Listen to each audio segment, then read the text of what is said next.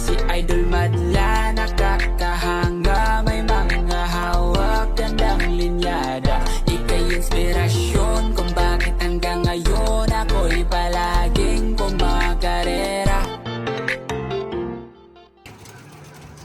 Eto na mga kalapatid, bibinyagan na natin yung ating bagong trapdoor saka bagong bilaran. So ito kukunin na ni Madla to. Let's go. Yan o. Bibinyagan na nila mga kalapatid.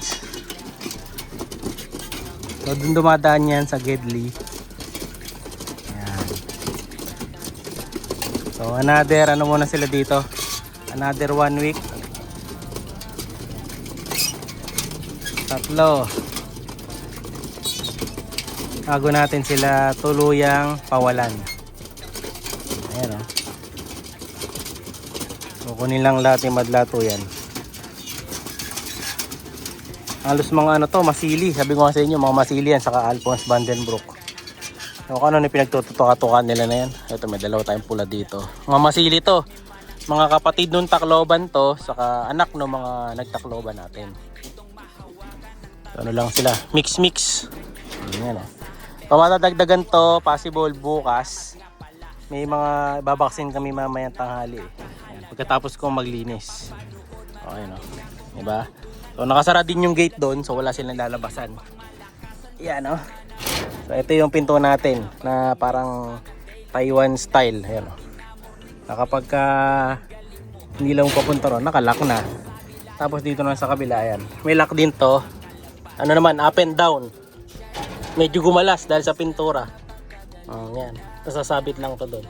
Kaya may hook dito. Pero nakasara muna yan today. Dahil ano natin sila. Maghapon na sila dito. No? So bababa na lang to mamayang hapon pag kakain na. So ito, bigyan natin ng grits. Yan. Para masanay sila sa trapdoor dito. Yan o. Tara. Lagyan natin doon yung grits. Alright. So grits yan saka Taiwan soil.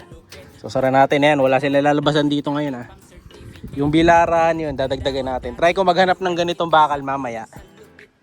Insert natin, nakalimutan ko to Ayan o. Maganda sana kung yung makukuha natin bakal, mataas no Jom? Doon sa may bunga no, para makakakit sila. Tingnan natin kung makakuha tayo ng ganong kahoy. So ano pa lang to, konti pa lang to. 2, 4, 6, 8, 8 pa lang. Madadagdagan pa yan, unti-unti parami ng parami to kada week na madadagdag. Yung next na batch nito, madadagdag dito possible mga 8 siguro. So magta times 2 na sila. No, hanggang sa mabuo natin yung team. Pero to team ano to team North yata yan, yung kulay blue na ring. Oh, yan ganda na. Alang kagalaw-galaw to mga kalapatids. No? So kita nyo mabigat. So ito sarado din. No, kita nyo nung kinapalan natin yung pintura, gumanda May mga laktaw lang ako, pero di bali. Okay lang yan. Pati to, ang kapal na. Ganda na. Hindi na siguro basta-basta tutubuan ng ano to. Ang kalawang, pati dito. Ayan o. Ito, ulitin natin to. Possible, lagyan ko ng puti ito. Pag nagpintura tayo sa harap ng loob. Kasi pipintura na rin kami dun Ipul lang ako ng ng budget, pang pintura. Para dito, doon. Mga worth 5K siguro. Mabubuo na natin yung pintura. Ito. Alagray na rin ng tubig ni Madlato. Tubig ng baterya bibigay niya. Yan o.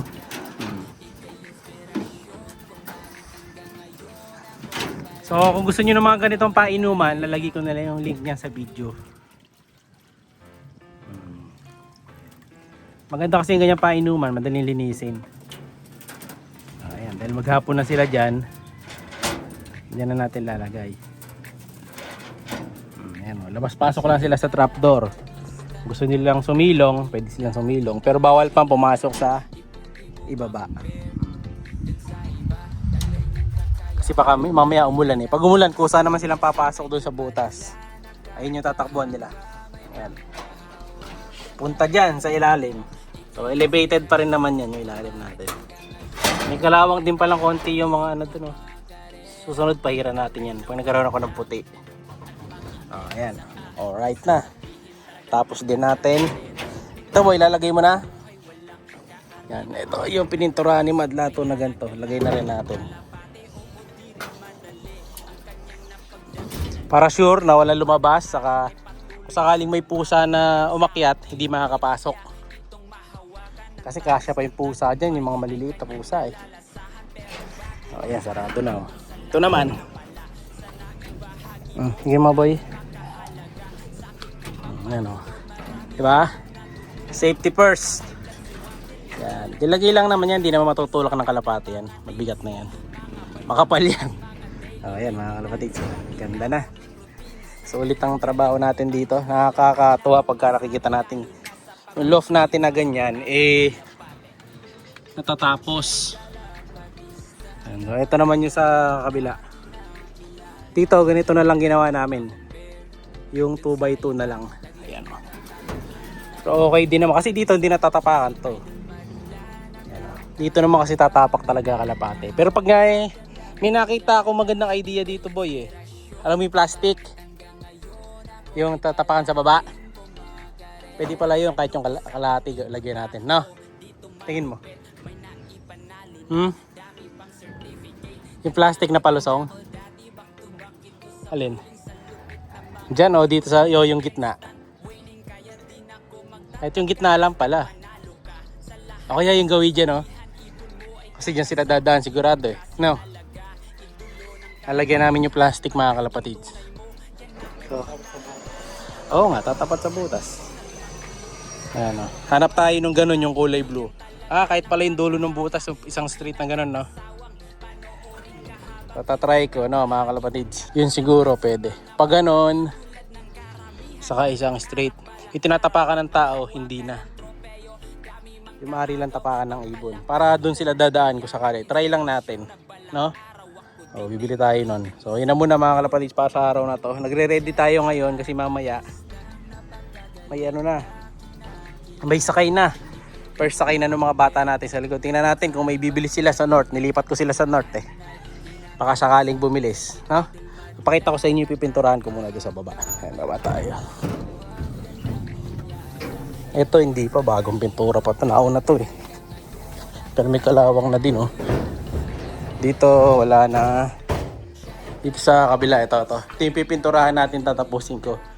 Dito tayo natigil last time eh. Yan, dito. Yan, ito yung tutuloy natin na pipinturahan na yan. Makalawang na oh. Diba? So pipinturahan natin to ng plano namin dito, black naman. Para maiba. Tingnan natin kung magiging maganda ang black dito. No? Abangan nyo sa mga next upload natin yan.